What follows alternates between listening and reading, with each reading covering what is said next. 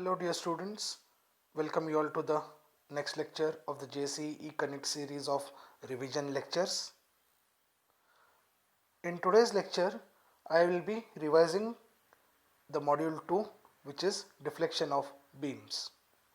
We have already done this module in depth in your regular online lectures. So now let us go ahead with the revision of deflection of beams. Firstly, let us understand briefly what is deflection. Deflection is defined as the vertical displacement of a point on a loaded beam. The maximum deflection occurs where the slope is 0. So for example, if you can, in the figure you can see a beam which is simply supported. When a load is put at the center as shown in the figure, what happens to the profile of the beam is it gets deflected, that is sagging takes place and there is a deflection from the original point. So in this module we got to analyze the deflection of prestressed concrete beams and study the various formulas required for obtaining the short term as well as the long term deflection. Now, types of deflections. We have two types of deflections, namely short term deflection. So short term deflection is caused by the initial pre-stressing force, dead load and live load. So short term deflection is that deflection which occurs in the initial stages of the beam. It is caused by the initial pre-stressing force and the loads which are the dead load as well as the live load. Whereas the long term deflection is the one which is caused by the pre-stressing force, dead loads, live loads as well as the effect of creep and shrinkage also comes into picture in case of long term deflection. So if we are analyzing the beam in a very initial stage, or if we want initial deflection, it will be the short term deflection. If we want the latter deflection, it will be the long term deflection. So in your analysis example, it may be asked that you need to find both short term as well as long term, and in some examples only long term deflection can also be asked. The deflection of flexural beams is calculated to satisfy the limit of serviceability criteria. The total deflection is the resultant of the upward deflection due to pre-stressing force and downward deflection due to gravity loads. Now the important point here to be considered is the pre-stressing force prevents deflection, that is it causes an upward deflection, whereas the loads which are coming from the top of the beam cause a downward deflection. As I have repeatedly told in my lectures that the pre-stressing force is an resisting force, so it offers resistance against deflection also. So you have to make a note that the deflection caused by the pre-stressing force will be in the opposite direction to that caused by the loads. So now let's briefly discuss the formulas which are required for calculation of short term deflection. So the short term deflection delta is equal to the deflection caused due to dead loads plus deflection caused due to live loads plus deflection caused due to the pre-stressing force. Now while calculating you have to remember that the pre-stressing force is a resisting force, so the deflection caused by that will be with a negative sign. So here delta DL is deflection due to dead load, delta LL is deflection due to live load and delta P is the deflection due to pre-stressing force. Now the formulas which will apply are for delta DL, generally the dead load will be in the form of an UDL, okay, because the dead load will be spread throughout the beam. Hence for calculating deflection we use the formula phi WD into L raised to 4 divided by 384 EI, where WD is the dead load in the form of UDL. E value will be given and I value needs to be computed.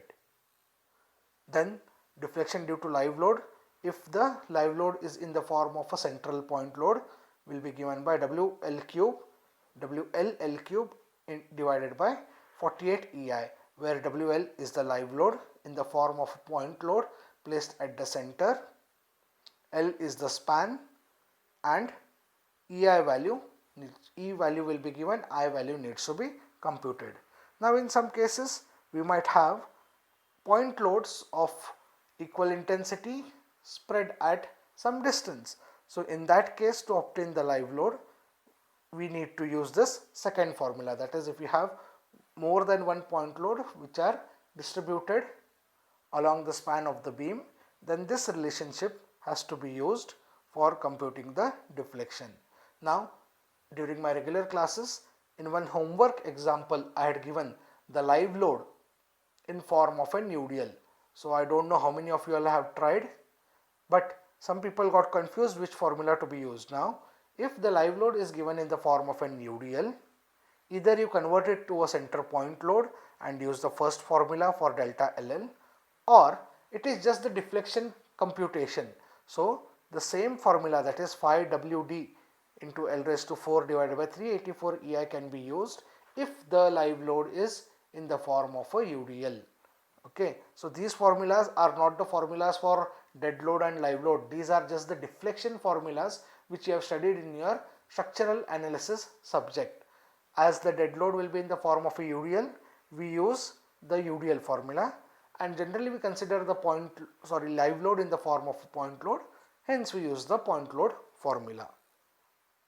Then the delta P, which is the deflection caused by pre-stressing force, which is in the opposite direction, is given by the relationship PL square by 48 EI, considering the profile to be parabolic, multiplied by E1 minus 5 times of E2, where E1 and E2 are the eccentricities at the span and the support respectively.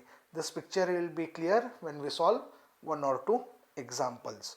So this becomes an important sheet for you all. What I hope is you make a note of especially these formulas, because if you are perfect with these formulas, the sums are damn easy. Now let us check calculation of long-term deflection.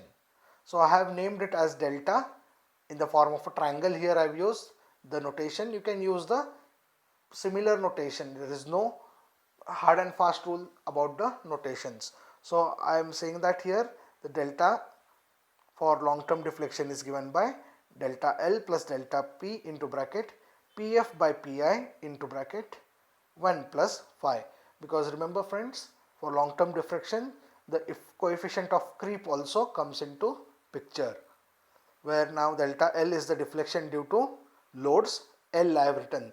L is the loads which is both dead load as well as the live load. Delta P is the deflection due to pre-stressing force. We have computed it already, or we know the formula how to compute it. Okay, it's same as we have computed it in the short-term deflection. No different formulas will come here. Then PF by PI, we term it as a loss ratio, where PF is the final pre-stressing force and PI is the initial pre-stressing force, and phi value is the creep coefficient. If the value is not given, we have to take it as 1.6 directly. But if the value is given as say 1.4, 1.5, you got to use that value.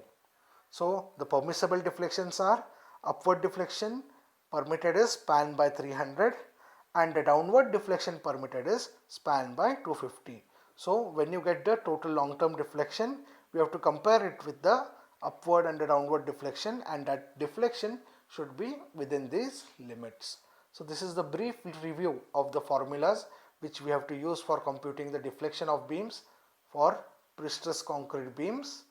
Here we have two types of deflections, that is, one is the short-term deflection and the long-term deflection. In short-term deflection, the loads, that is the live load and the dead load, cause that deflection and the pre-stressing force resists it. Whereas when we come for computation of long-term deflection, along with the loading, the effect of creep and shrinkage also comes into picture. The effect is accounted by using the creep coefficient as shown in this formula. So this slide and previous slide become very important for solving the examples on deflection of beams. So hopefully you make your notes or the short notes of the formulas ready, so that in the next lecture we can follow the problems or the examples very easily. So in the next lecture we will be starting with the examples on deflection chapter.